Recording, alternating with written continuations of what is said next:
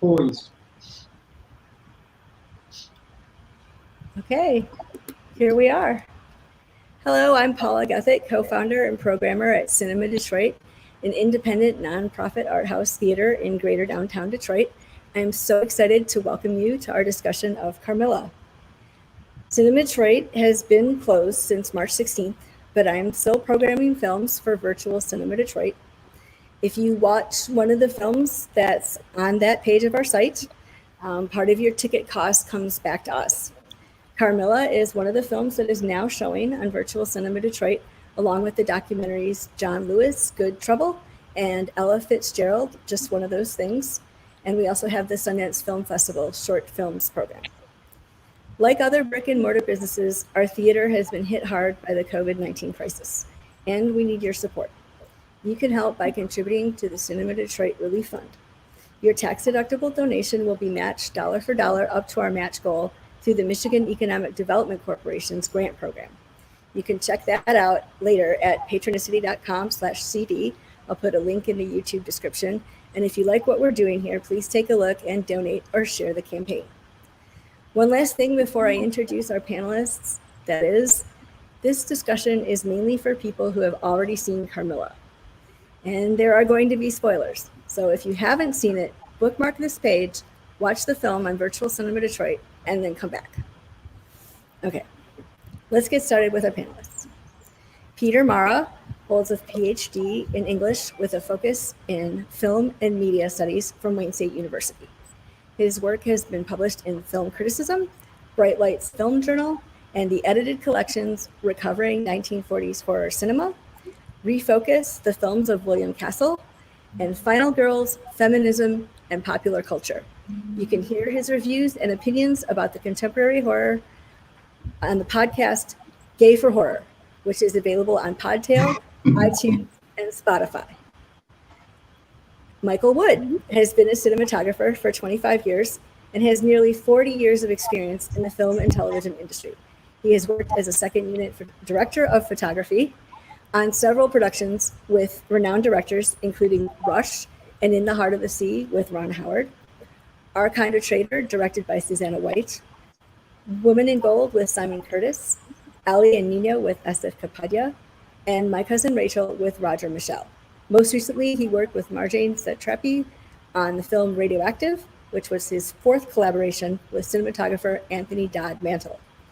Michael has also shot several documentaries, including The Beatles, 8 Days a Week, which we know very well here and love, plus McCullen, the acclaimed documentary about the eponymous war photographer, and the biographical choreographed contemporary dance sequences for Nureyev and Orgy of One, both for Jackie and David Morris. Emily Harris is an award-winning visual storyteller whose work encompasses film, theater, exhibition, and installation.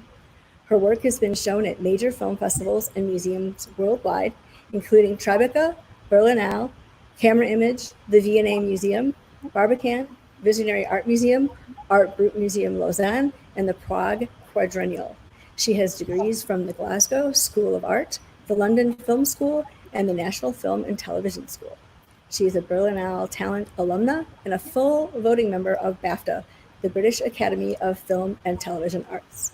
Emily's documentary credits include the live cinema release of Bowie Is Happening Now, Tovarish, I Am Not Dead for double BAFTA winner Stuart Urban, the hot doc premiere hit Love Arranged, and 17 Beginnings of Talia, which was a documentary Forum Film of the Year finalist and longlisted for the Academy Award in 2015. Emily's feature directorial credits include Love is Thicker Than Water, a narrative feature released in 2017, the 2019 documentary You Say You Want a Revolution, and Carmilla, our film today, which was an official selection at Edinburgh, Mill Valley, and Chicago International Film Festivals. It is also nominated for the Michael Powell Award for Best British Feature Film. Thank you all for being here. Thanks for having us. Thanks for inviting me.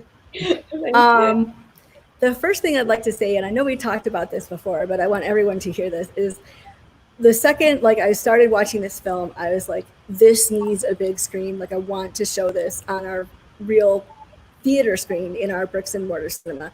And we talked about this before. There were some other things you said that would contribute to the theatrical experience in the way this film was made. And if one of you wants to talk about that, either Michael or Emily, about the sound. We were talking about the sound and that whole how there are more channels and it's a more immersive experience. So is there anything? Go ahead. Yeah, I mean, we can definitely talk about the sound. I mean, that's half the viewing experience, and it was a big effort and labor of love. But we have the cinematographer here, so I feel like sure. Talk about sound for us. We should probably talk about cinematography because of course, yeah. I had every intention of going there. Like we're gonna get into some deep dives on some cinematography for sure. But I'll just tell everyone that since 8-channel sound. Yeah, I mean it was sound is really. By the way, if I shout, tell me because I feel like you're so far away that I tend to shout on. Yeah, no, I can hear you fine, but do whatever you feel is necessary. So yeah, sound has always been a really important thing for me as a director in anything that I create.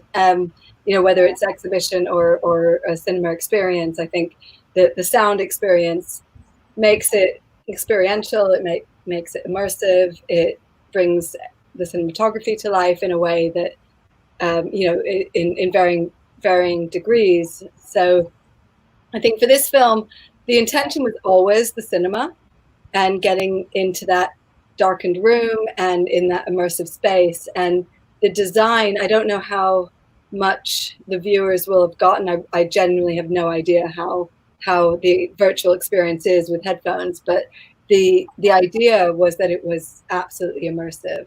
And these really specific moments that were planted within the film where, suddenly a bee will fly behind your head, those kind of things that don't necessarily have massive plot points, but they just feel real and they feel immersive. And nature has been such a part of this story that it felt really right to kind of imbue that into the whole soundscape, landscape, everything to do with the experience. So, that experience was a part of the design. So it's really interesting right now to encounter audiences having engaged with the film in a different way. So I'm curious to know how it came across.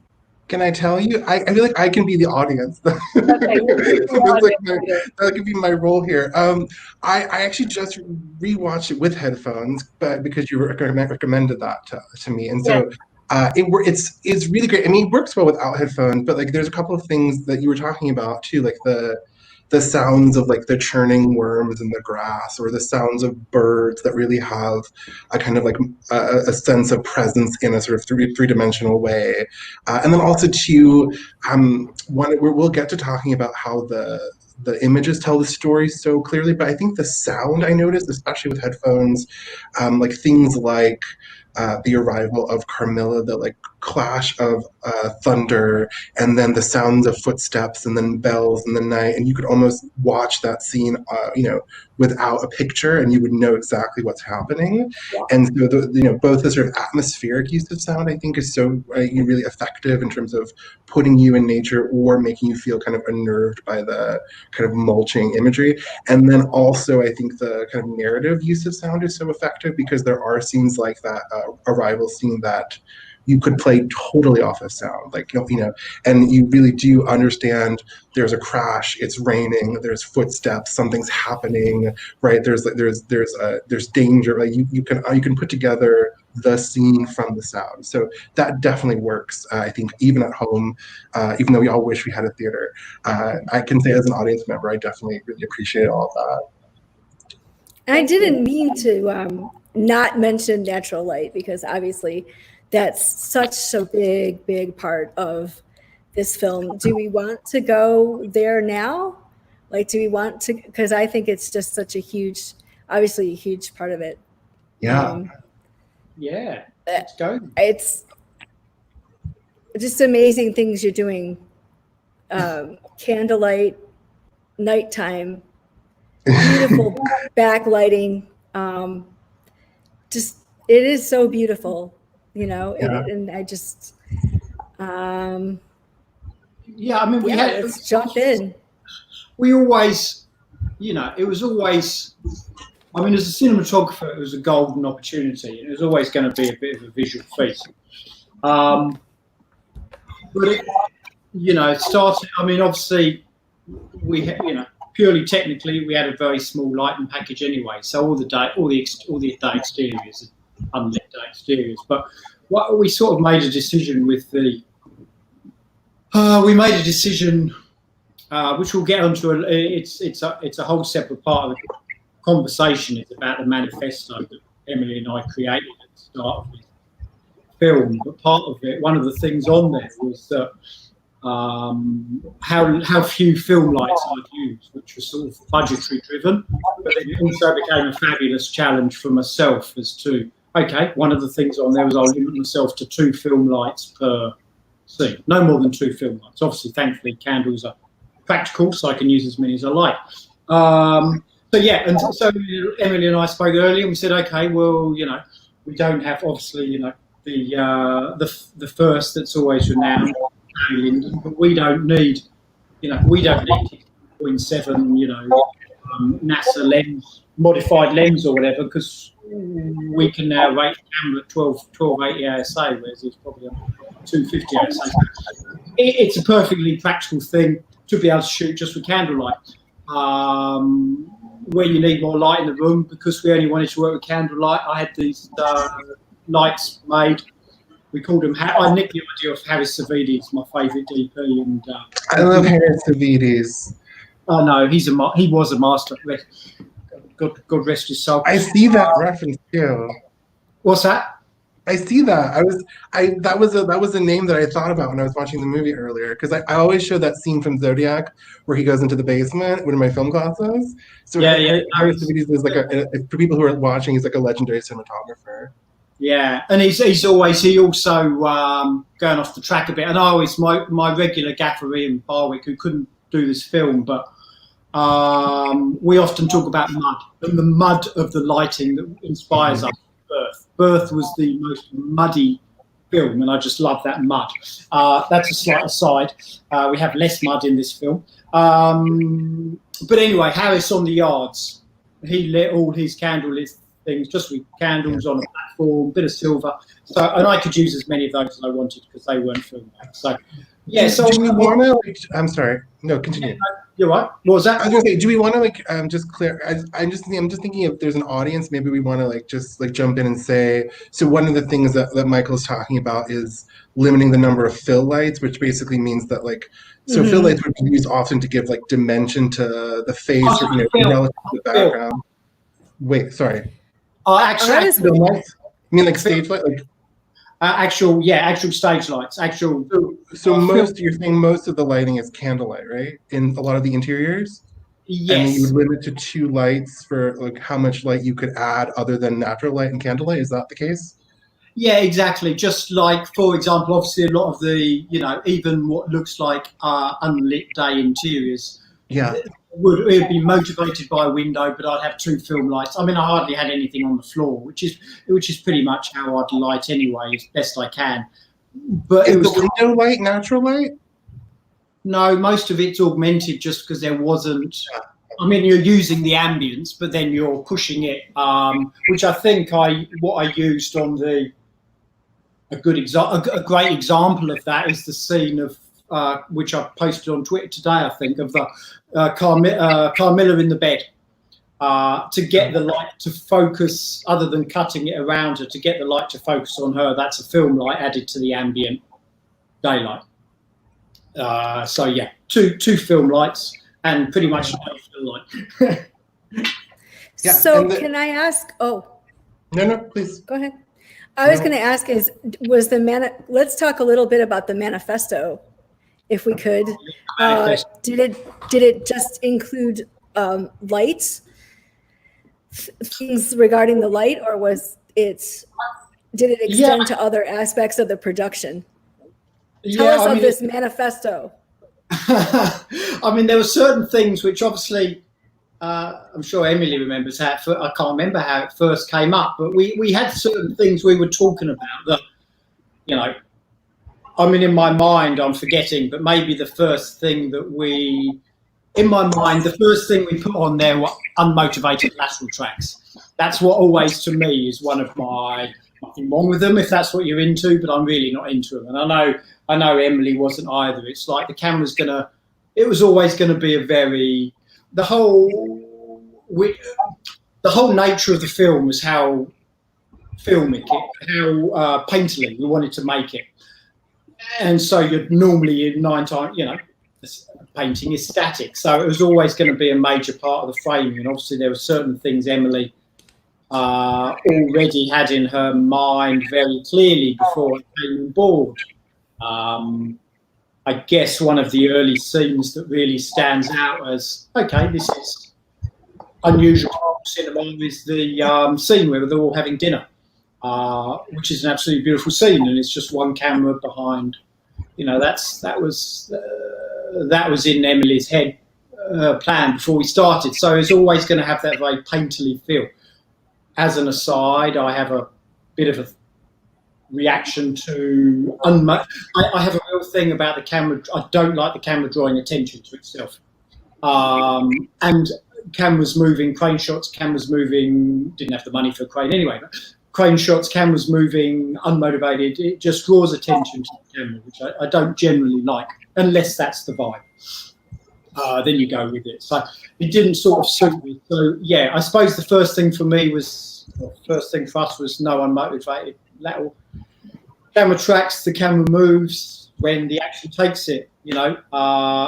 Once again, talking about that the scene in the bedroom with Carmilla, the camera is static at the symmetry at the end of the bed until there's a moment and there's a sort of 2-foot push in as Miss Fontaine walks around.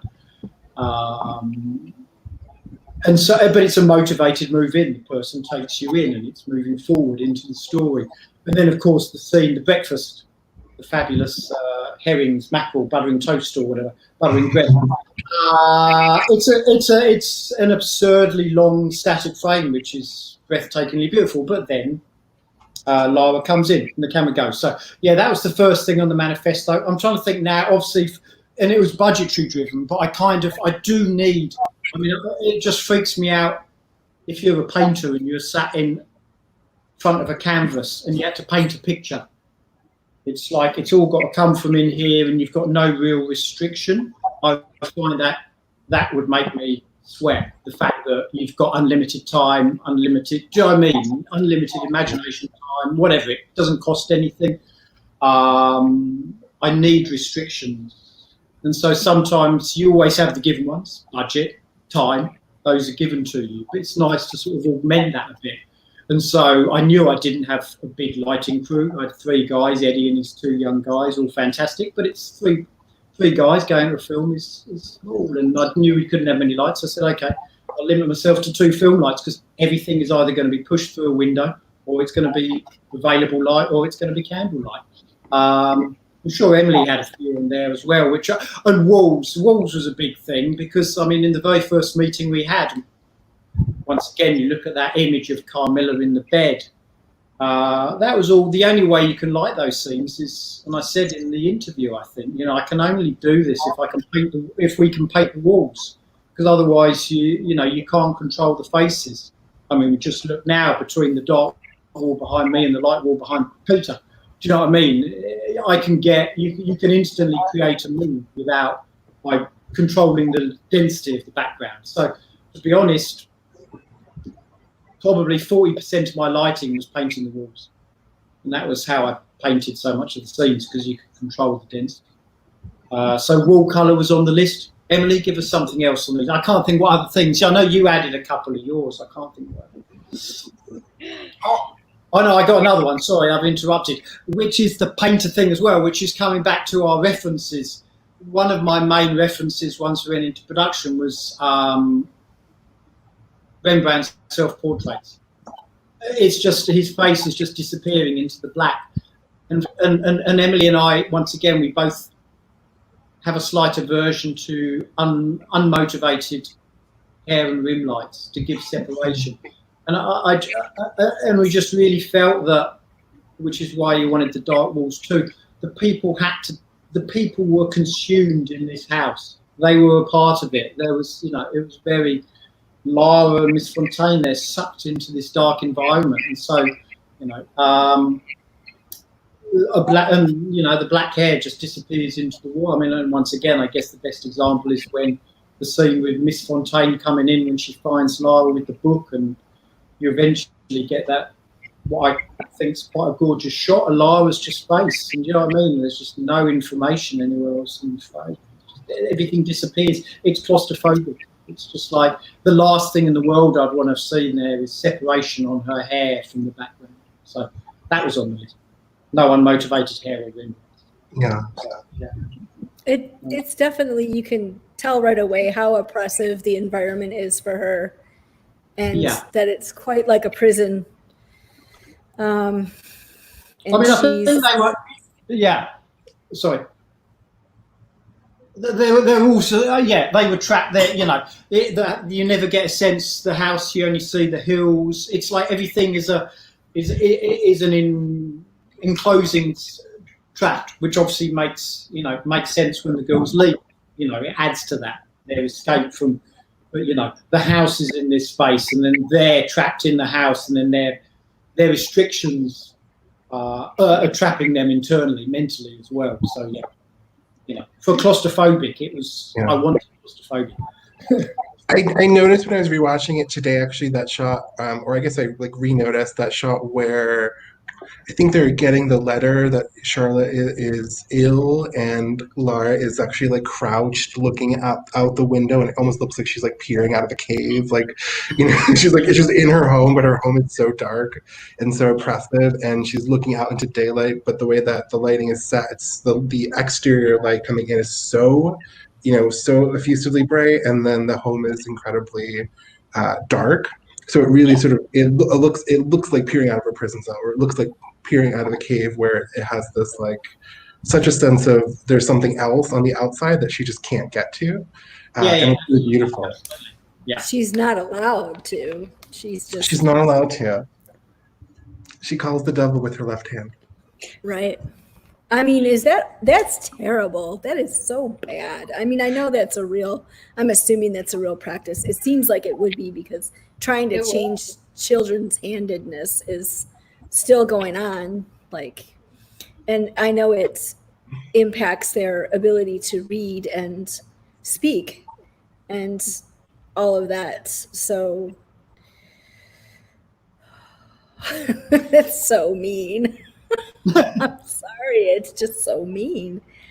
She physically ties her up, and then later on they actually, is it Carmilla they whip? Yes. Corporal punishment, man. I mean, the devil is real to them, and they're gonna drive it out of them, right? Yeah. I mean, I think you have to remember it. I mean, it's a different time period. Of course, yeah. But at the same time, I've heard of similar things happening now.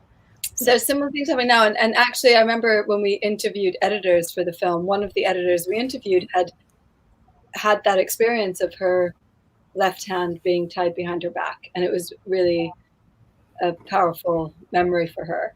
And so that itself wasn't so long ago, but I think the whole idea of anything bad that happens in our world is because of something external was very much a thing of then. I think now we internalize things and take responsibility in a different way. But at that time, that specific time period, it was at the cusp of all of that. I think, psychology hadn't actually kind of become a thing yet. And it really was a genuine belief that there was an externalization of a demon, and this fear and the backdrop of religion, and these forces felt very real. So I think, there is that context for sure. But I do think there is absolutely a kind of resonance to things that occur today, for sure. Absolutely. Yeah. Would you want to maybe speak? Oh, sorry. Well, I was just going to say when they find the two girls together and Miss Fontaine takes Laura to church, I was just thinking, like, pray the gay away, like little conversion therapy, like just go to church and pray until you become an angel or something. I don't know. I really feel that was one thing that I literally said out loud, pray the gay away. So it's still happening. But I know somebody's going to say something else. No, I absolutely. That's bedded into that story. I think something that was really important for me in creating this story was acknowledging the fact that every character in it absolutely believed that they were doing the right thing. There is no such thing as somebody who has a kind of that kind of absolute conviction without believing that they're doing something right, even though the external perception of that is that it's wrong. And I think that's really important, because I think that's something we're witnessing today a lot, more and more, in fact, that we have these things that we are just unfathomable to certain people, but those people absolutely believe that they are on the right track. And I think this is the thing that we are up against and we're combating. I think it's a really interesting thing to navigate within fictional story, and especially within such a confined fictional story. You've got essentially a triangle. You've got three characters. It's so simple. It's so manageable. We can look at these 3 points of a triangle. And actually, going back to the cinematography, Michael, you talked about the dining room, and this was, in terms of cinematography, that was obviously a challenge in lighting and all of the rest of it. But in terms of the mise en scène of that, built into the script and the mise en scène of that dining room, just that one dining room, was this triangle between these 3 people. And if you look at the film again, or maybe you noticed it the first time, you'll see that you never visit the dining room from the same angle twice. You're always coming into the dining room from a different character's point of view. So we visit that dining room 3 times, and we kind of track into Carmilla. We have the first time we're actually with Mr. Bauer, the father, and that kind of big wide shot that seems to last forever. And then we come at it from the breakfast scene, which is from the other side. And that kind of throughout the film, we have this very, very kind of simple mise en scène that tries to articulate this kind of 3-point perception. And it's really, really important to me that the film kind of does that. It kind of pivots at every single point. And it's not necessarily noticeable. It's fine if you don't notice it. It's absolutely kind of bedded in to the fabric of the whole thing. But the idea is that there is no kind of specific point of view. I am not telling you how to view these characters in this film. And I absolutely know from being on the festival circuit and doing Q&As, people come away from this film with different points of view. They some people think, absolutely, Carmilla is a vampire. Yes, they did the right thing. And other people think, no, she's just a young girl like Laura. And, and Miss Fontaine is just doing her best, and, all of that. And I do think that's part of it. Interesting. I definitely thought that there was an argument to be made that they are just 2 young girls rebelling, and that the parents or the parental figures, just decided that, Carmilla was causing their daughter to rebel, so they got rid of her. Could. That's definitely. Yeah, that's a point of view for sure. That's 100% one point of view. Yeah, and I think part of this, I mean, it's a coming of age story. That is what it is. And within every coming of age story, you have all of those things. I think we've all experienced that growing up, that those parental figures trying to protect us from those bad decisions, and our true belief that we're doing the thing that means the most to us. And it's complicated. It's it's never one thing. Definitely. And I'd love to know when Miss Fontaine says, "Don't make the mistake that I made." I'd love to know what that mistake was, right? Yeah. So that's a great question. For backstory to me is a really big deal, and it's it's interesting. Are you going to tell us? I mean, I can tell you. So, like, when you direct actors, and if anyone listening to this directs actors, you'll know actors have to know exactly where they come from. There can't be any ambiguity or mystery to their character, or else they can't play them. That's not a playable thing. Mystery is not a playable thing, right? As a director, you want to imbue sort of ambiguity and open-endedness and let the audience walk away with their own version. And that's really, really important. I love, as a viewer, watching films that feel like I've created the narrative. So that's important to me. But when you direct an actor, they have to know.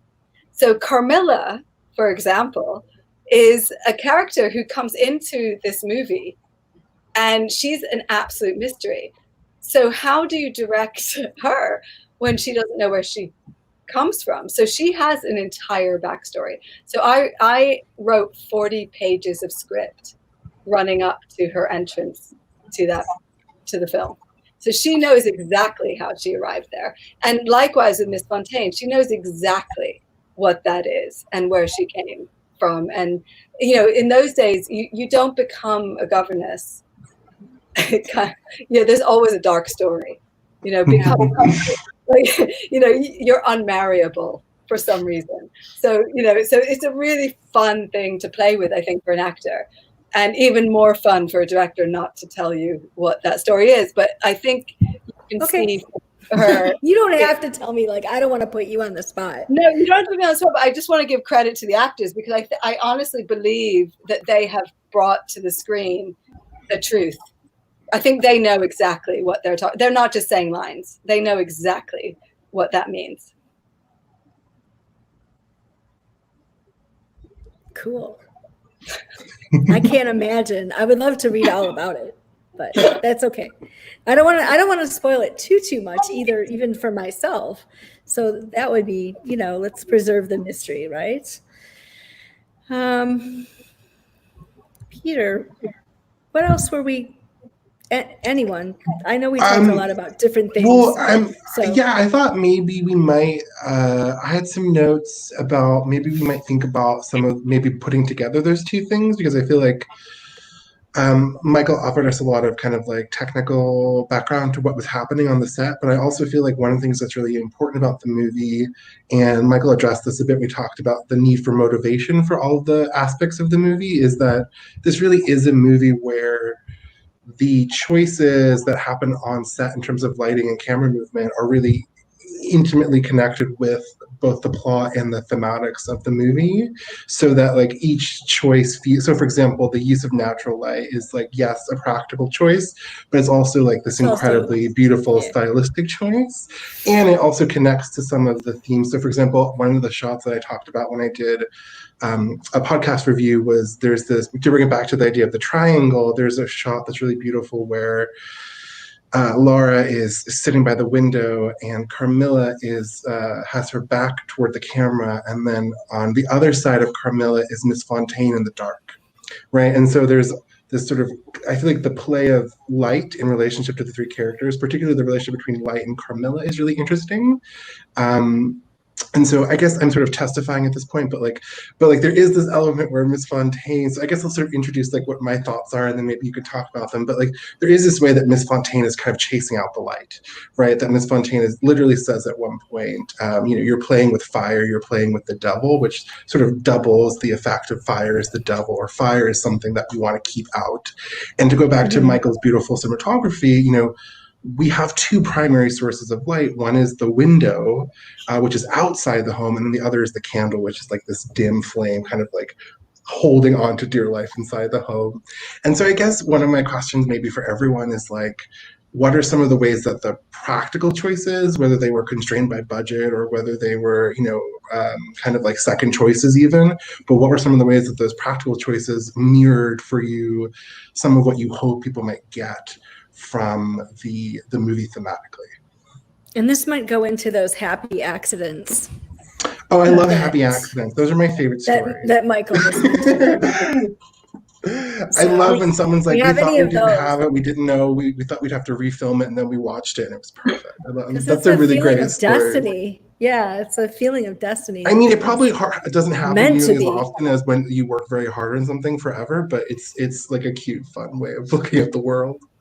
Yeah, as I say, it's always, it was cinematographically, it was Conrad Hall who coined the phrase, and his tear shot in cold blood is the one that everyone is always, you plan so much, what the shot's going to be, you prep it, and then something magical happens, and that's the happy accident.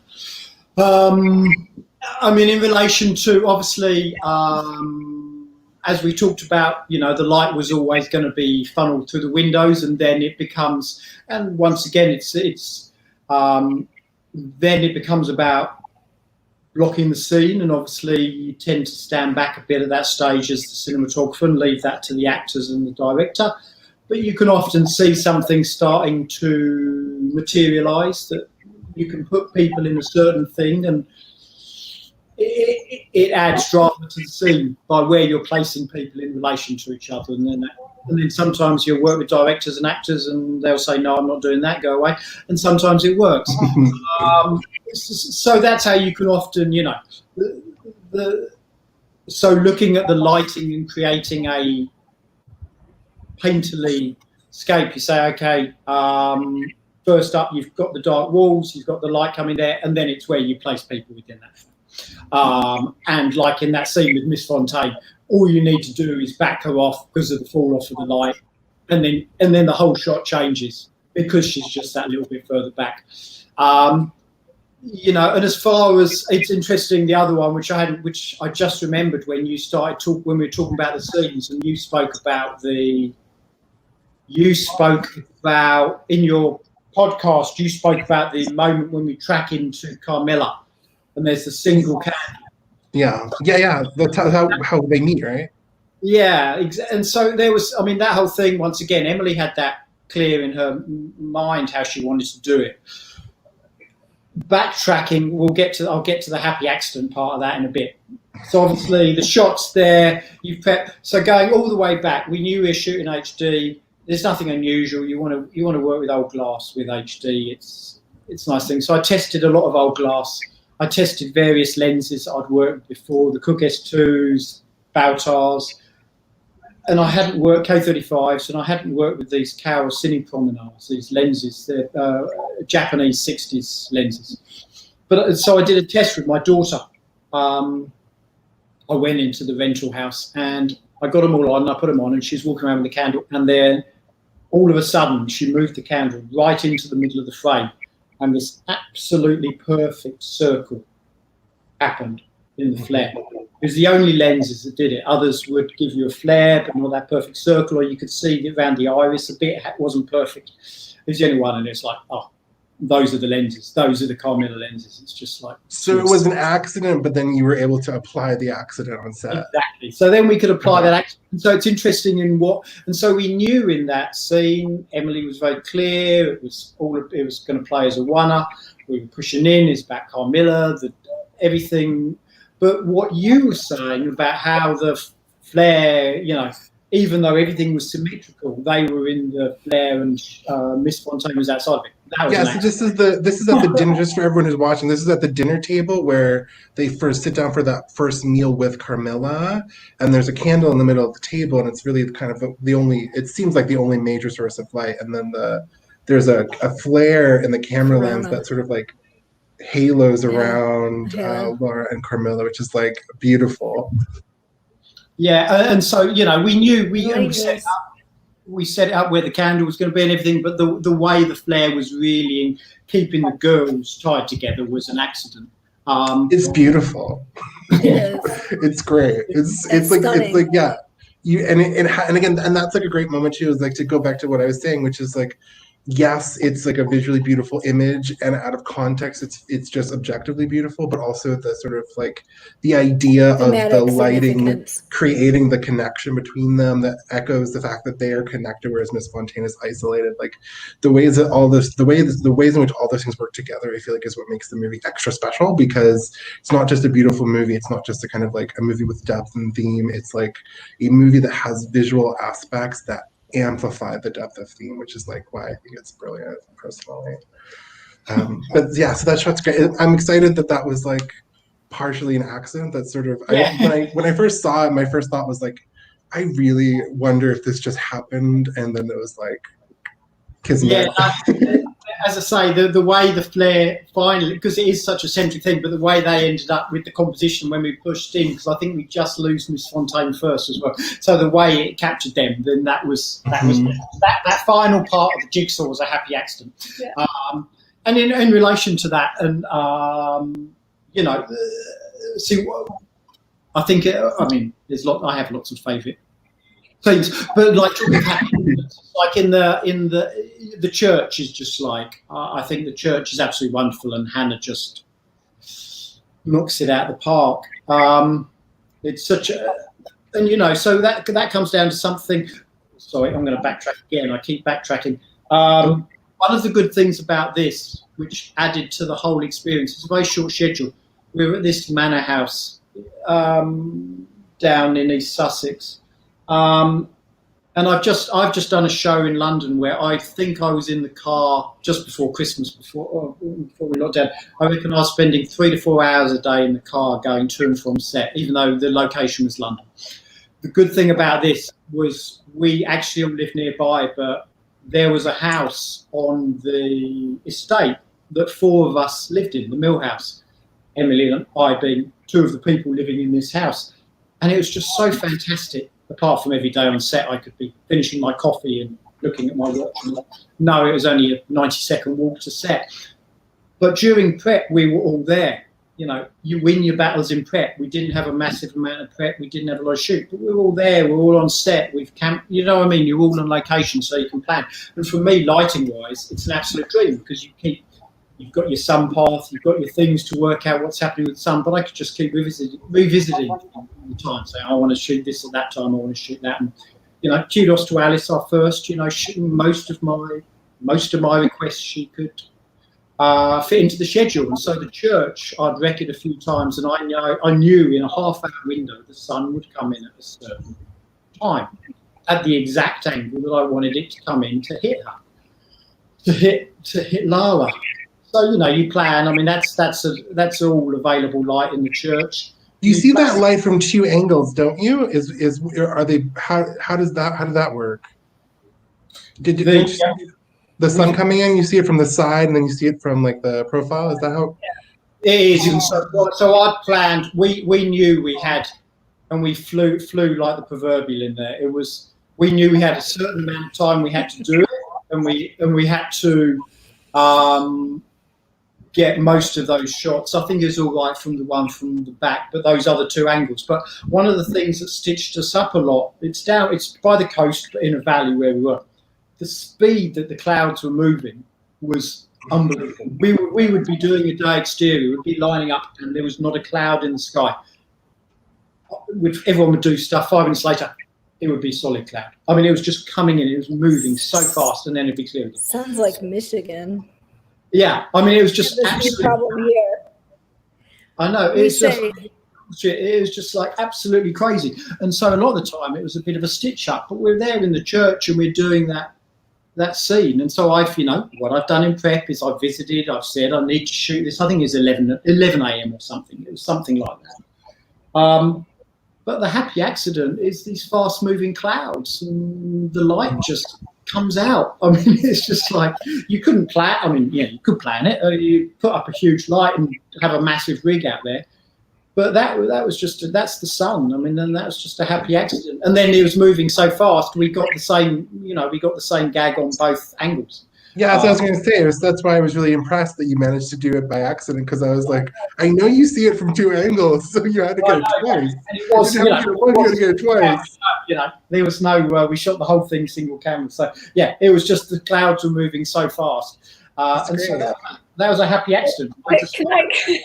Can I just say, I mean, yes, like we are very lucky, but we did recce that location and took the angle of the sun and the time of day into consideration and hoped we would get lucky. Like it wasn't as much of an accident as you might kind of think. Like it was working within the bounds of nature.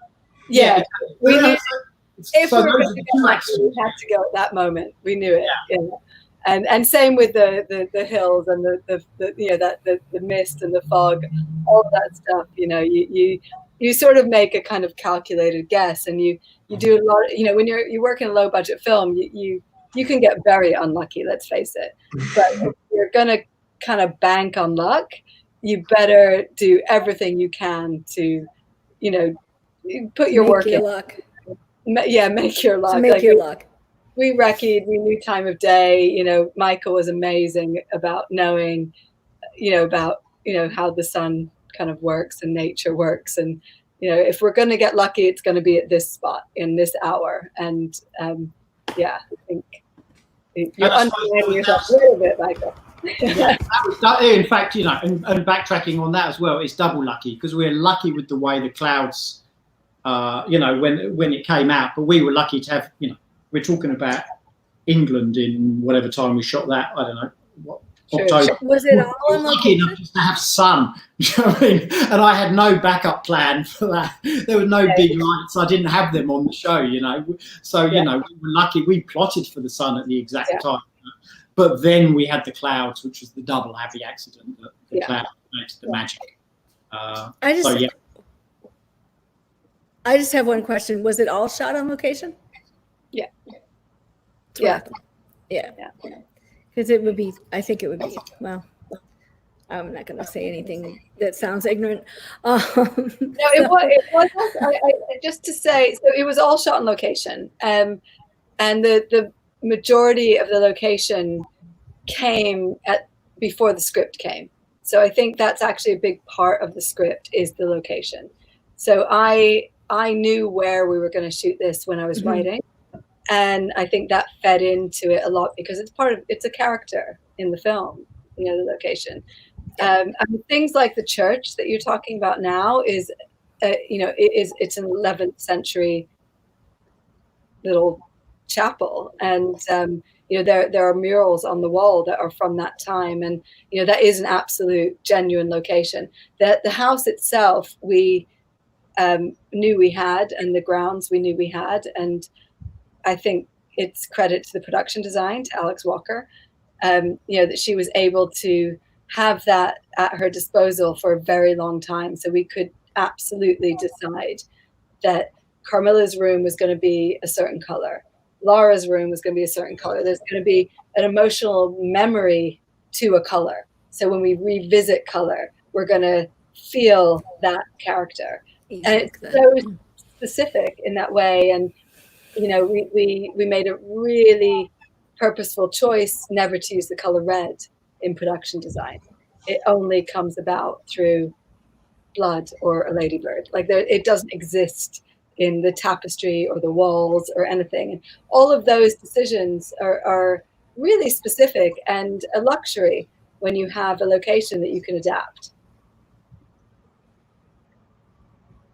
Yeah, I mean, it was absolutely. Just thinking about the lack of red, and there isn't any red. There's no red. There's no red. That's it's really funny. People feel red, and in fact, I think Film Movement made the poster all red, and which I found really interesting. I actually think it's really clever, but there's no red in the film. What color do vampires wear? Red, black. Yeah. That's Detroit. That sound of Detroit right now. Oh, there's a siren. Can I maybe one more thing to you about just to build up to keep going on the train about the lighting and some of the choices on the set. But Sure. One of the things that Michael sent to Paula and I were mood boards from the movie, which I thought were really wonderful to see. And also, Yeah, I it's think cool one of the to things see that's those. really refreshing and exciting as someone who watches movies but hardly ever knows anything about the people who make them is how much consistency I sort of felt in like my experience of the movie versus how I described the movie versus what the mood boards looked like for the movie. And one of the things that was a recurring motif where I really felt like, oh yeah, I absolutely understand how this is a basis for the idea of the visual style of the movie, is this idea of like the silhouette in front of the open window. And I guess maybe you want to talk a little bit about that because it is like a, you know, we've sort of talked about this a bunch, but like the choice not to light the face, but to actually sort of like put this like very harsh light behind the form, so you have this figure that's kind of like silhouetted by light, such that they have like some refracted light, but that you actually kind of like you don't get all the detail or like all, you know. So I guess maybe that's like one more thing, just drawing on that mood board that we looked at, which is what were some of the choices about putting people in front of the light rather than putting the light in front of them, so to speak. You know, the way you might more conventionally do it. Does that make sense? Yeah, it does make sense. I mean, a lot of it. I mean, obviously, you can. Once again, I suppose a lot of that from my. One of my big.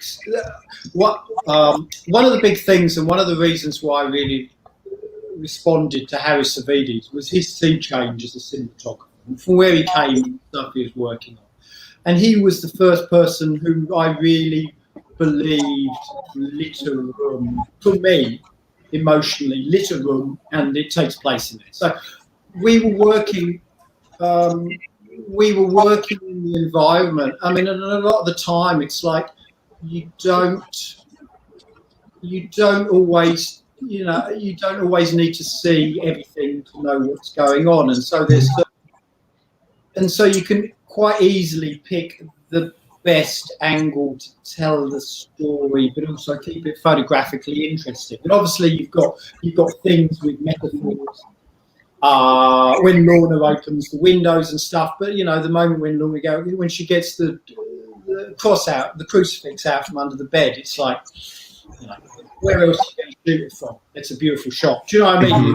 Shoot into the light. I mean, and it's just like you don't need any more information. You know who the character is. You know what's happening. Just make it look as nice as possible, but as naturalistic as possible. And that is how. And you know, that's what it is. You know, we cheat obviously a lot. In previous times, they had to put a lot more fill light in. It was expected. Comes down to camera placement, really. So yeah, I don't think there's not much more to it than that. And as I say, everyone was very responsive. Particularly, you know, you can get in. Thankfully, Emily came in with that aesthetic. That would just add to it, as opposed to it being something that I was forcing or something that we would come to blows over. You know what I mean? Which can happen on set. Yeah. And it was just right up my nickelig. So it was easy to achieve from that point of view.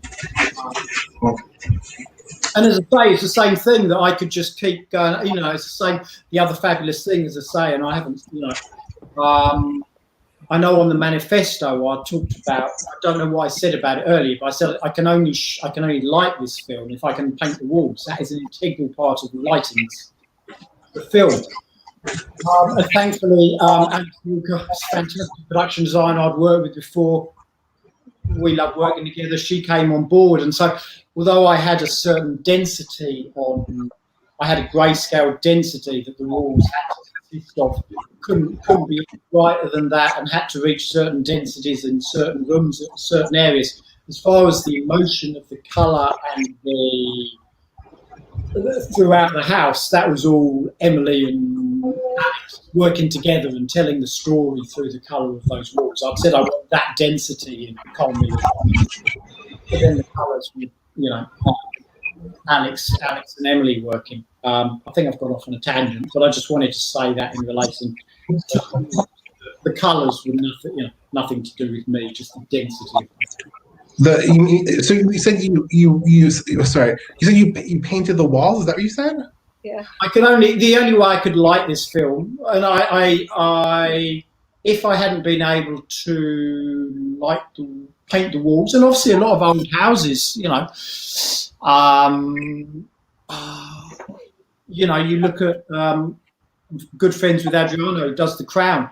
He can't touch most of those buildings. You can't touch a lot of these things, you're not allowed to. And I said, I can't. If I go into a manor house and I can't, and it's got, magnolia walls, and I can't paint the walls, I can't shoot this film because I can't control I can't light it because the wall is such a part of it. And so, the walls, the wall color and density is a major part of my lighting. And as I say, so I'd set the grayscale where I wanted it to sit for an exposure, knowing, let's say give or take 3 feet from the window, that color will be correctly represented as per the swatch. But by the time you're 7 feet away from the window, it's just disappearing to black. There's nothing there. And so we knew when we put the actors at a certain point how much they would disappear into the background. And that was also partly apart from the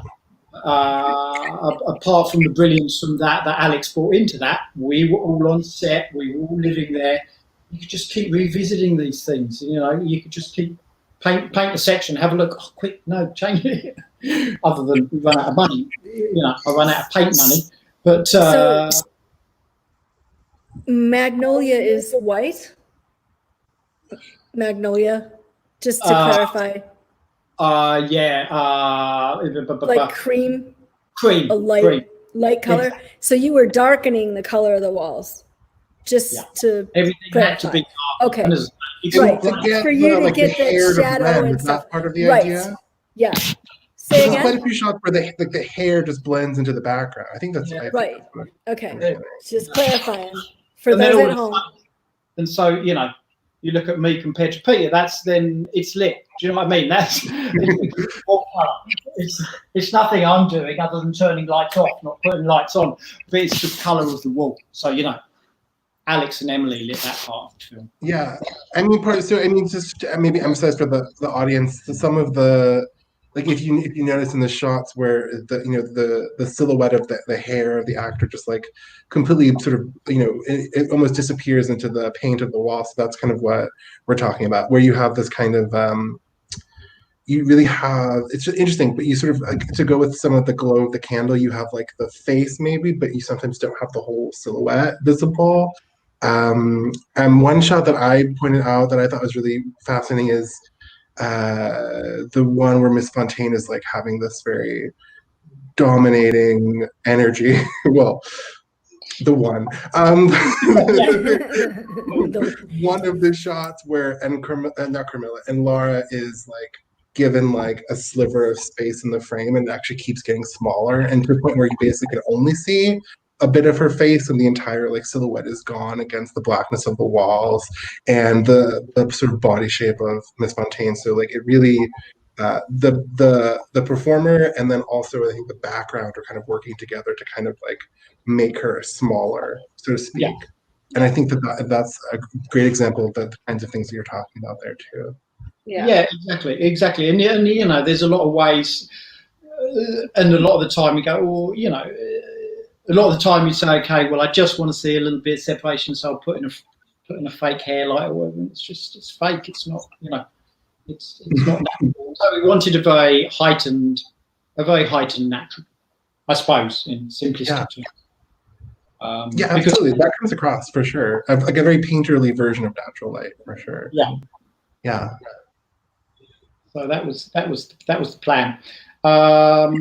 I think I went off on a tangent. I don't know where that one started, but I think we got there in terms of understanding some of the choices with the silhouette. We're about an hour in now, so I don't know if anybody has to go or anything, but I wanted to ask about let me think how I'm gonna compose this question. as far as, I just wanted to talk just a little bit briefly about casting, because I think the actors and how they were presented, be it makeup, costume, lighting, whatever, they have timeless faces. Does that make sense? Yeah. Like, they could be now, they could be medieval, they could be Victorian times. Like, Yeah, that, you know what? I'm so glad that you've just said that and picked up on that.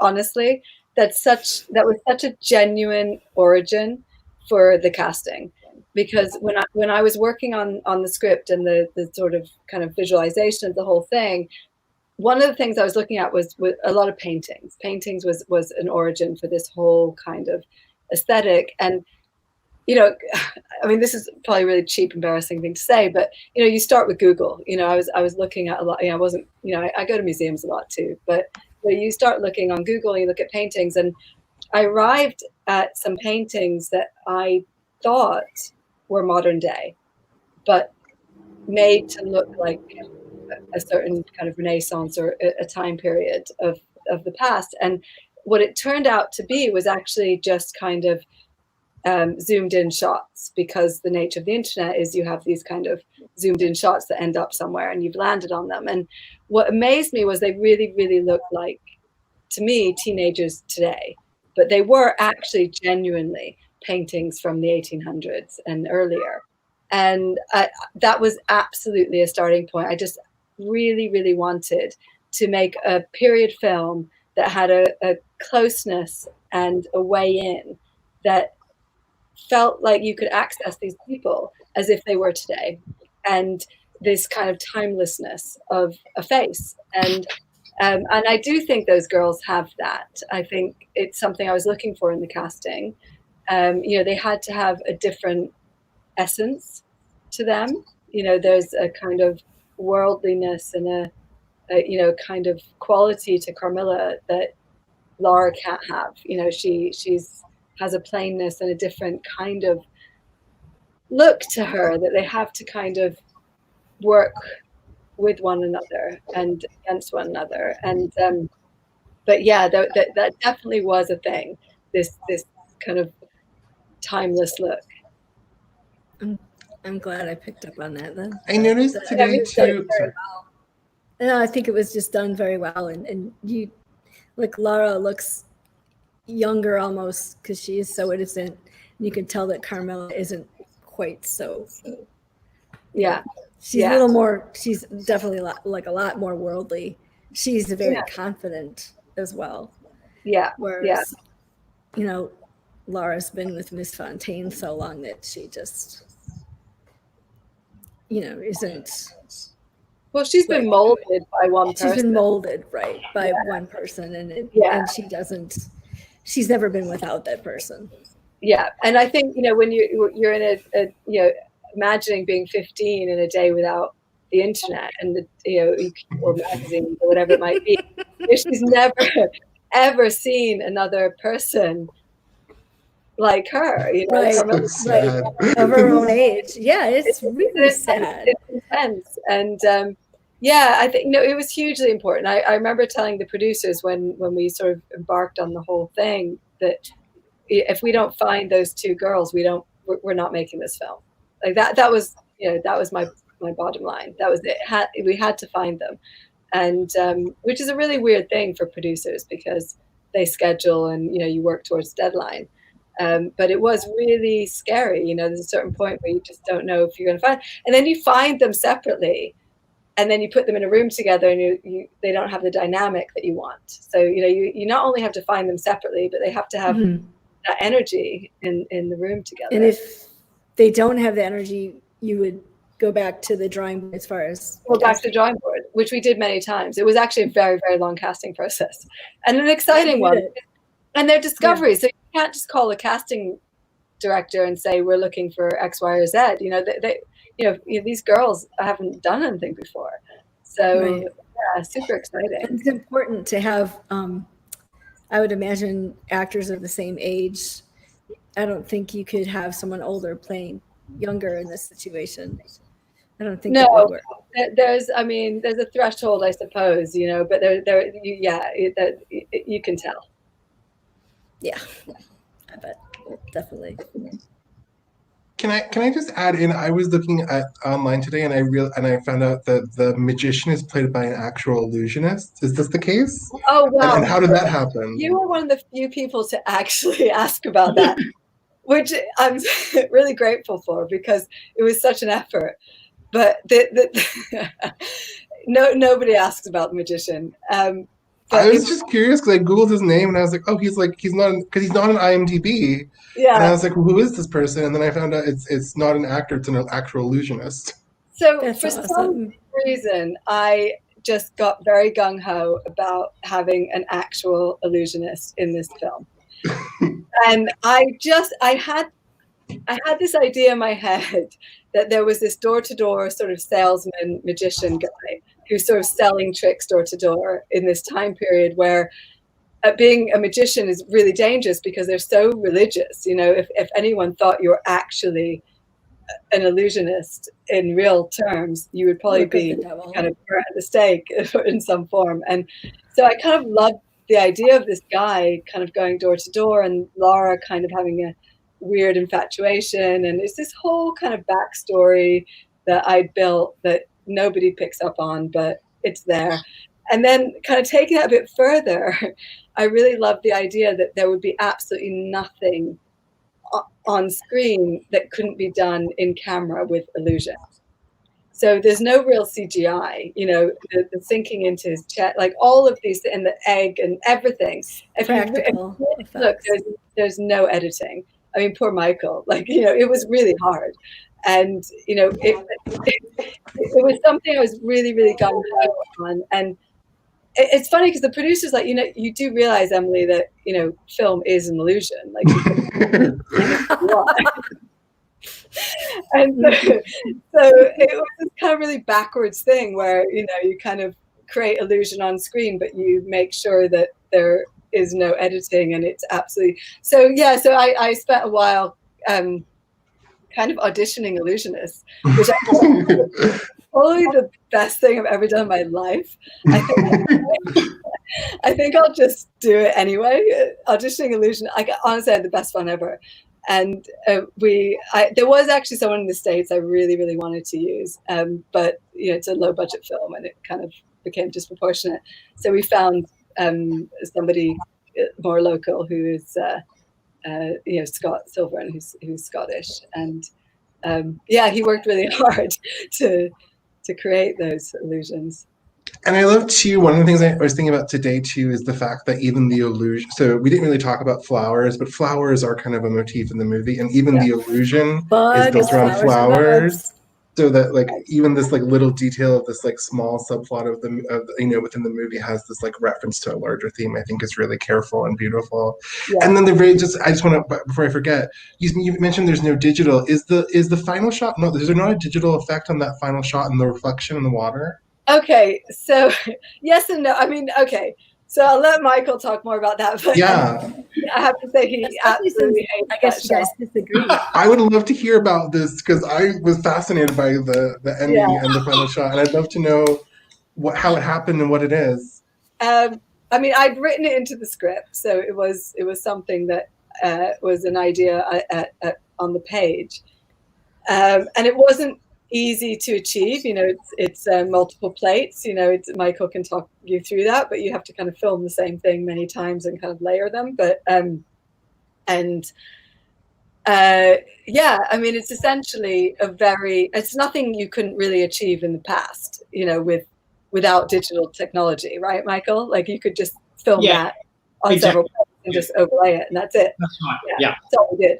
Yeah. Rewind the film and black out half the So it's created practically in camera as well. Pretty much. I mean, in theory. Yeah, more or less. It was an effect that we could have in the olden days. You could have done that as a practical effect by blacking out half the image and rewinding the film and then doing it again. But we did it. We did it in post. there's nothing in there that wasn't filmed. So there's nothing created in the shot that wasn't filmed. You know, so we filmed everything and then we just layered it in the edit. And some people don't notice it at all. I didn't notice it the first time. Oh, I totally noticed it. Okay, I'm foolish. No, it just, I mean, I was like, wow, oh my God. I fully did not. And the first time I watched it, I was just looking at her so hard that I just didn't, my brain didn't, even though everything about the composition would signal that you would look at, it just didn't happen for me. So, I mean, for anyone who's watching, maybe who doesn't know what we're talking about, there is a small effect in the very last shot of the movie. If you didn't notice, I didn't notice the first time, but the reflection sort of morphs right into Carmilla's reflection, and it's very subtle, and it's a, basically a stationary shot, and there is a lot in the frame, and if your eyes are looking, you could maybe not notice. I don't know. I didn't notice. I watched it twice. The second time I noticed. And I feel like I should talk about the music for a second, because it was definitely Philip Selway who did the score. You know, all of these things we're talking about have been absolutely kind of elevated by his score, and that was a big one. Like the end of the film was a massive challenge for him, and a joy too, I'm sure. But there was this, and this is again, if you get in a cinema, or I don't know what kind of headphones you're using, but part of the design of that score was to make it feel like that the minute that rock is thrown and those ripples start to move towards you, that all of that score and the music is doing the same thing, and it's coming towards the viewer. Wow. And it just, you almost can't ignore it. So all of those elements working together should bring that to life in a way that I feel, it's possible it's getting diluted a little bit in the form of, our home screens, but I love it, and it's beautiful. And once I realized what was happening, I screamed. I was so excited. So, and I appreciate, I really like that. It's such a kind of I mentioned this when I did the podcast, but I liked that it's kind of a shot that invites a bit of inspection, and that there is this visual moment, but the visual moment is not, exactly where the camera is trained on, and it kind of invites you to look through the frame. And the things you're talking about, the music cues and stuff, I think that's that's an added layer that I didn't even know about, but it is in the frame to find, and it's certainly it's certainly clear in the frame, but it doesn't particularly force your attention. No, and that's something as a director, I really, really, really do not like when a viewer is forced to feel or see something. I think it's up to the viewer, and I love that as an audience as well. And you probably notice, I mean, there's a real game with this film about what you see within the frame and what you don't see, and what you hear and what you have to imagine. And that frame game is just part of the design. I personally, I just find that a really satisfying thing. I think, there's something about the frame that we tend to think it doesn't exist, but it absolutely exists. And I think as somebody that thinks about a visual, those 4 lines of a frame become part of that visual. And if you start to play with those, you can really do really interesting things. And what happens outside and inside, and where it's placed, and how the music and sound happens and directs the eye, all of that stuff is it's throughout the film. So I think it's I mean, some people will see things, some people won't, and that's absolutely fine.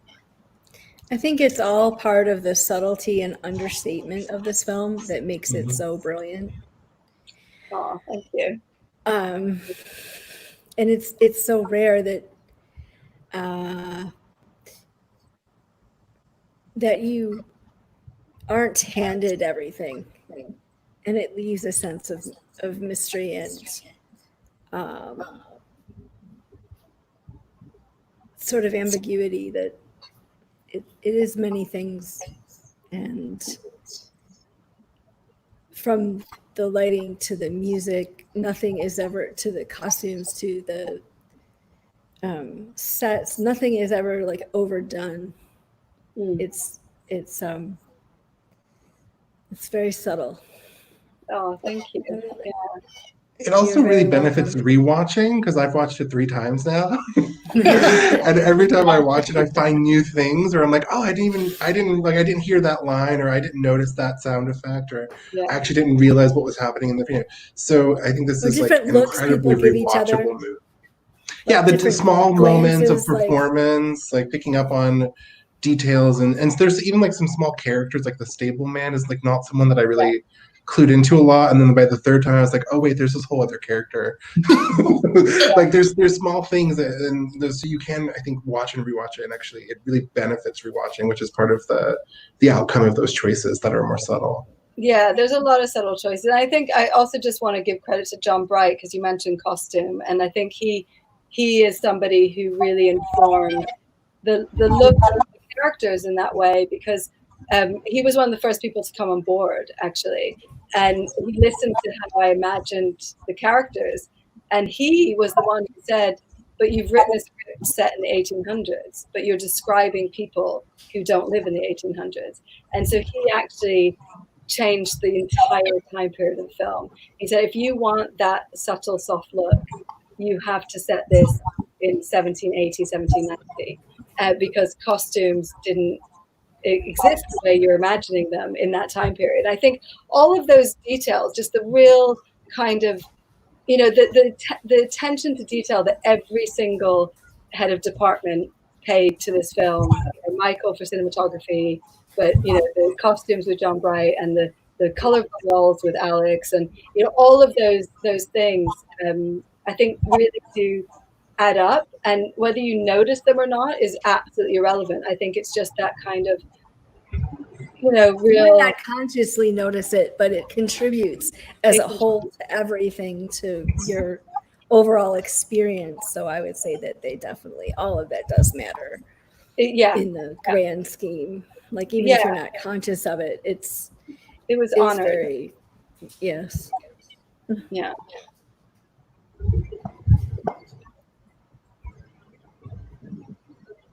Have we reached sort of a natural? I know it's about 2 in the morning there. What time is it? I don't know actually. I don't want to keep you guys up all night. So, is there anything you would like to add? Anyone? Is there something we didn't cover? No, I mean, I'm happy to keep talking if there's. If I'm trying to think what else. I'm trying to think because I know I was shouting answers to you, Peter, when you were doing your podcast. So when I was listening to it, I know there was the. I'm trying to think what other things, but I can't think what other things we have. Can't think what we haven't covered. I do just have to. I have to. As I say, they're all very vague. I mean, I just think the relationship with the characters was. I always say you can only, as far as cinematography, you can only shoot what's in front of the camera, and it seems obvious, but it's like it's what you do. And so starting from the walls and stuff. But there's certain times, the way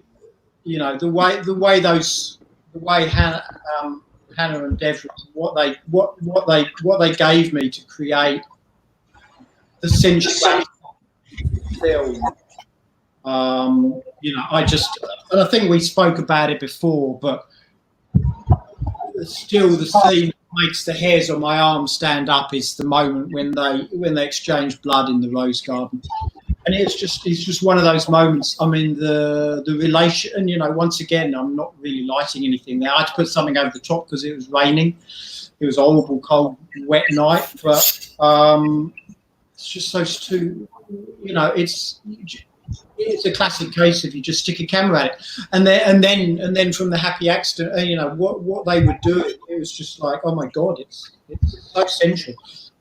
But then with the accident is you see what's happening, and I suppose it's an interesting part of it because early on in our conversation I do quite a lot handheld. I work quite a lot handheld, and this was always going to be a very controlled film. And rightly so. Emily going into this has a big aversion to handheld and not the vibe. But on a scene like that. where it's very contained, but you're moving around, and you just have that ability. There's a point where Devram, CARMILLA, had the light was just behind her, and I just go, oh my God, I can just move a little bit. And you just got this beautiful light behind her that happened. It was just like, I mean, still that scene just, if I had to have a scene that encapsulates the passion between, the sensuality between your two characters, it's that one. I mean, it just, I think it's gorgeous. And as I say, gorgeous because of what was happening in front of the lens, not because of anything I did. But yeah, no, they were fantastic. No, I think that's. I think that's another example of the subtlety of it. I think that's another example of the subtlety of it. That scene could have easily, in other hands, become overdone or exploitative. You know, like most vampire movies are, you know, not subtle at all. So, no, like if you think about something like Hammer horror, or you know, things like The Hunger or whatever, but this is definitely captures all of that without spelling it all completely out.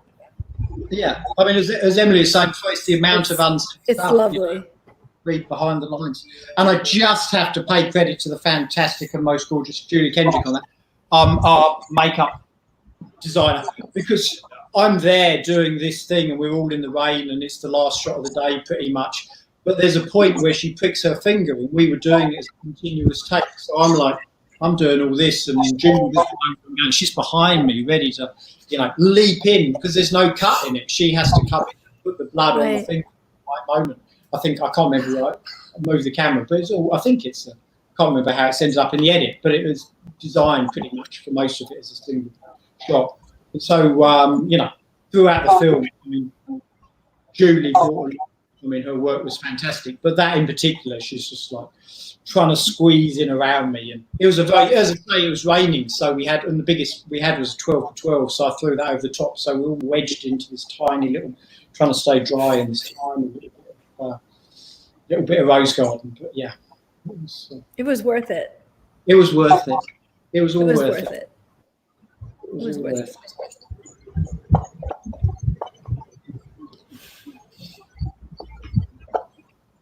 So let me ask you this. What I always ask this is, what are your next projects?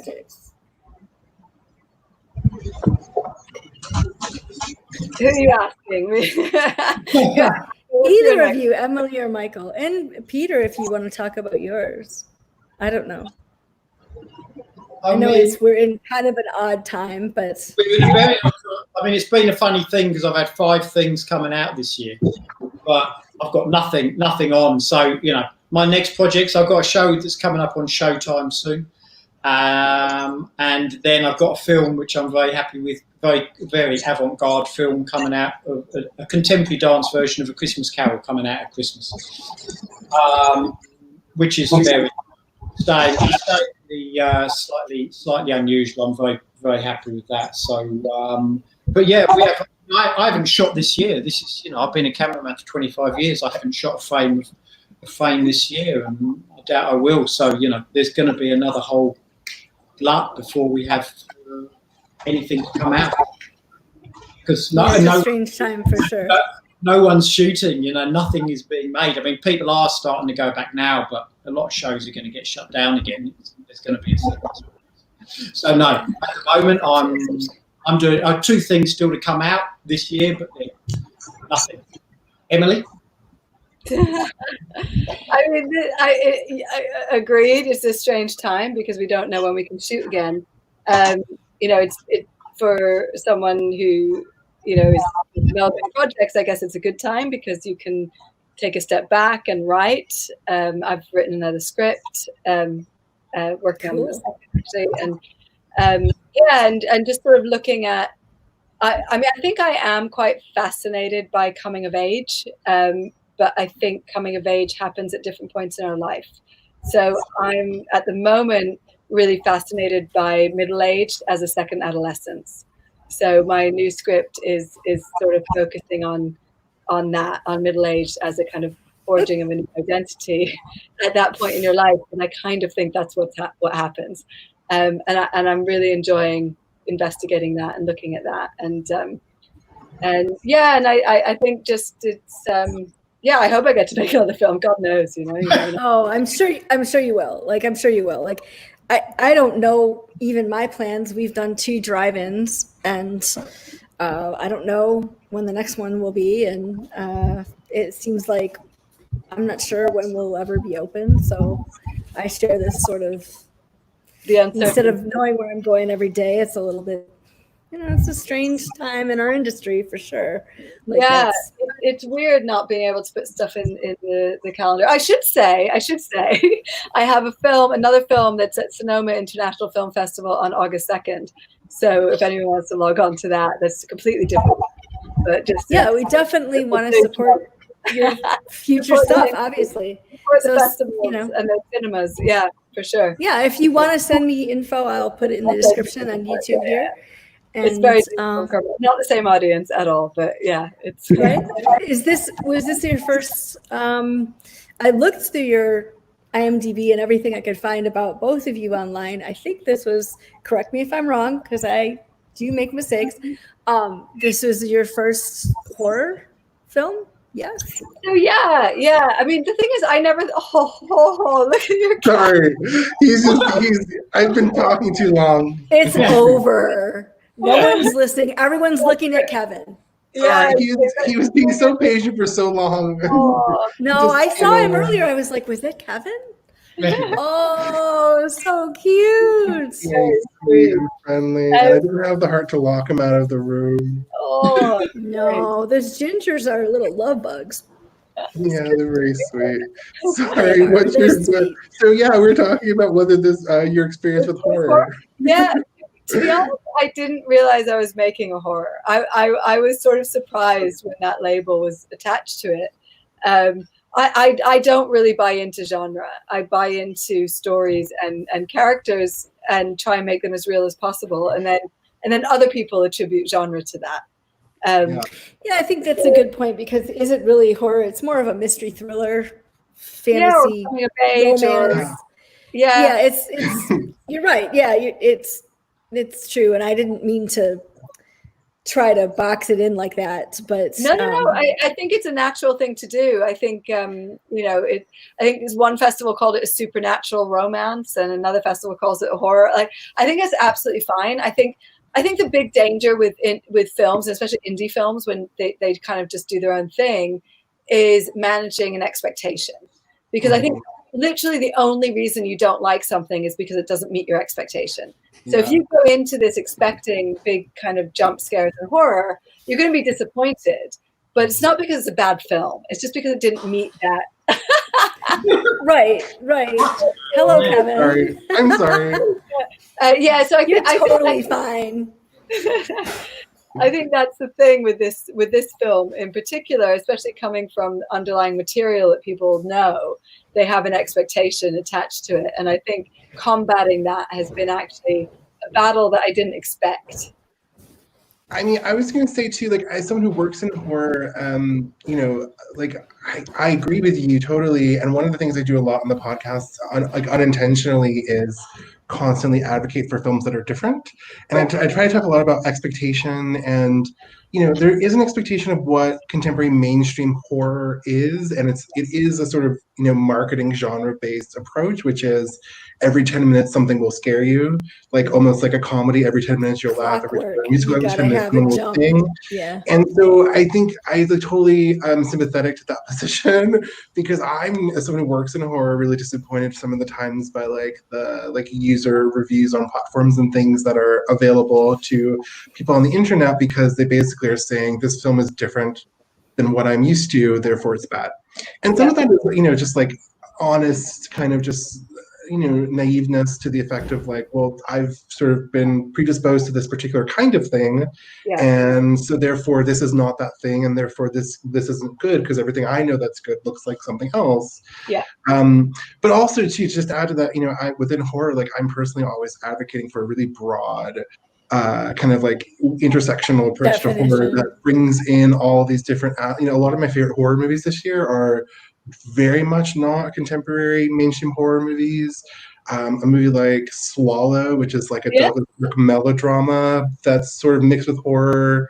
Carmilla, there's a great stop motion like grim fable that's out of Chile called The Wolf House. That's like a nightmare movie. So like I think, and in sort of my universe, all of these things sort of like live within horror, but they're not defined by that, nor does any particular genre expectation kind of, nor is that an appropriate measure to kind of judge their effectiveness. So I sympathize with that reaction, and I mean your experience of the sort of expectation being put upon the film, and I definitely recognize that, and I'm doing my part in the universe, I hope, to kind of like convince people to like watch more kinds of things and be excited for different kinds of movies and different kinds of experiences within this like weird space that puts together different kind of macabre. I mean, I call it the mood of the macabre a lot, which to me is like everything from like, I don't know, Texas Chainsaw Massacre to Scooby-Doo. Like, it's not that it has to be scary. It sort of has that kind of like gothic, cobweb mood to it. Kind of, which is what I just, I mean, go together. The human condition, we are the horror. And Camilla, that's what it does. And it's a very different positioning of horror, but it doesn't mean it's not. And I think the smart reviewers are the ones that review the film they're watching, not the film they expected to see. And I think there's enough smart people out there who, like you, Peter, and it's refreshing to see the response. And I do think that we are seeing films that are, Parasite or like genre shifting kind of films, and audiences are absolutely loving them because it jolts them out of what they expected. And I love that. And I think audiences are smart, and we should, make films that, we don't pander or second guess an audience. I think let's just make the stuff that we believe in. Yeah, absolutely. I'm certainly trying to get people to come and see or, buy a ticket for all kinds of different things and with varying degrees of success, but it is definitely expectations. You certainly. The thing about horror that's helpful is it gives you like a built-in audience of people who will rent it. Right, like me, but rent everything that's called horror. But the audience for something like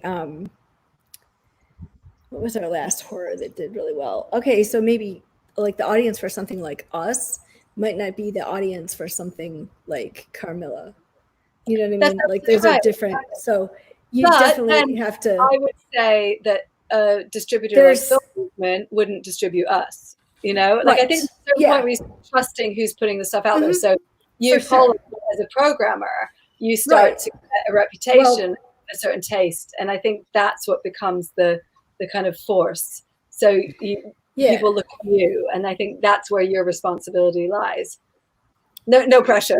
True. I mean, if I don't do it well, then we don't last. So there's a lot of pressure. But I mean, it's just thinking about how like if you like certain things, if you like certain other films, then you'll like these other films, and if you didn't, then you probably won't. Right. And it's easier to manage it when it's in person. Strangely enough. Yeah. But I know. I know. But you're doing great, and I'm so grateful that you've programmed Carmilla. I really am. I'm so proud to be part of your. Thank you. It's my pleasure. It's my pleasure. And this has been really lovely. Is anyone listening to us, do you think? Is this just us? I think we'll get, if not right now, certainly later on as I post the link and say, hey, check it out. Check it out. Okay. You never know. Yeah. You'll be able to see once it's uploaded to YouTube, which is, so this is going to exist after the fact. Oh, wow. Yeah. It's being recorded. And you're fine. It's fine. So probably like tomorrow, or I'm not quite sure how long it takes, but the platform I'm using records it and then uploads it automatically. So Kevin just made his YouTube debut. Or he's did on. he? I don't know if he's been on gone. YouTube, but he has been in a lot of my Zoom calls. I know he's been on your Zoom calls and on your Instagram, yeah, but I think it's his YouTube debut. Perhaps. Paul, I was going to say to you, I didn't want to interrupt, but Carmilla is definitely a movie that I didn't know about until you told me about it. And there's been a bunch of movies like that, like The Endless, which I love, the Justin Benson, Aaron Moorhead movie, Oh yeah, which I didn't know about till you told me to talk about like a genre-defying movie. But I didn't know what that movie was. It was so hard to describe to people. Yeah, and then also that movie ICU that I liked a lot that I saw at Cinema Detroit. There's been a bunch that you programmed that even as someone who's like a nerd for horror, I didn't know that they existed until you programmed them. So if I can find out about movies through you, I feel like for sure the other people can definitely learn about movies through Cinema Detroit as well. Because I come pre-prepared and I still find out things. The Endless was tough to describe. It's a great movie. It is. It's awesome. Everyone go see The Endless. It's on Netflix in the US at least. Is it really? Mm-hmm. It's like a, I don't know, is it really horror? Is it sci-fi? Well, that's the great part of it. Yes, I would include it in a horror film list, but I include everything. Yeah. It's like a horror sci-fi sort of, it's like it starts as a cult movie and it sort of goes into this totally other realm. It just shows how much power, though, you have as programmers. I think that's amazing. I'm happy people like you exist, Paula. Well, thank you. You guys are making my month. I really mean that. Like, oh my goodness, I'm verklempt. Yeah, thank you. There's been some really good ones too that haven't landed, and it's just you just have to kind of. The worst is when you really, really like something and it doesn't really do as well as you think it should. And like there's another sort of genre-defying film that we were actually showing when we closed, and that was Extraordinary, 2 words, right? And I was like, okay, it's kind of like Ghostbusters, but it's set in Ireland, and there's definitely romance there, and but it's very gory in parts, and so it's like a sci-fi horror romance comedy, you know what I mean? And I think I just wanted people to see it. Like I didn't care what, and it was hard for me to kind of like really tap into who I thought it would be, because I thought once people saw it, it would be everything, but it would be for everyone. But that was right as COVID hit, and I was showing this thing as we closed. So it was a little bit tough. But if you get a second, check out Extraordinary, 2 words. Will do.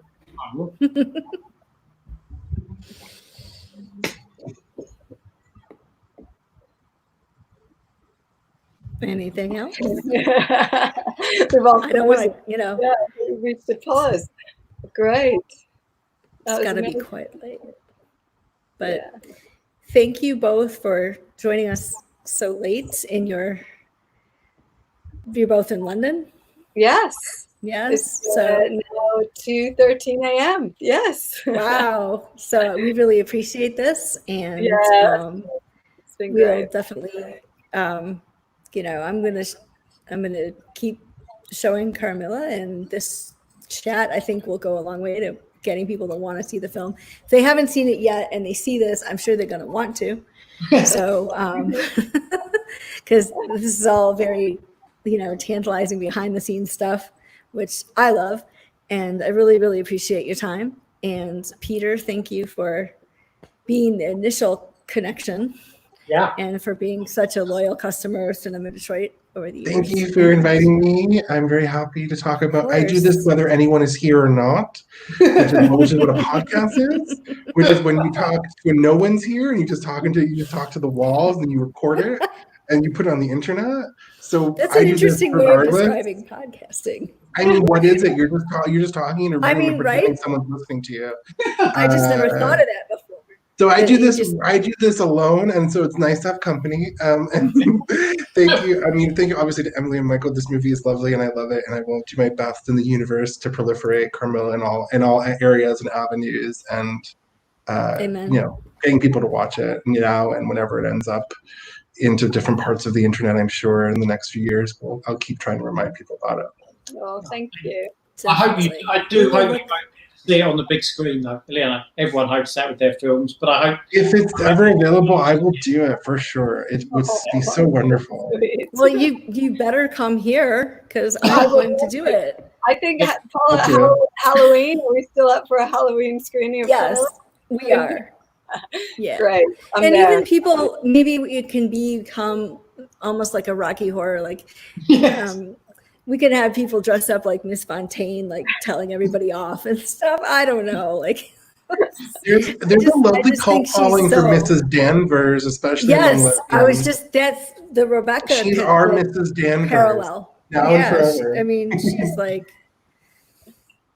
get away from there. I don't know. All right, everyone. I think we're going to sign off.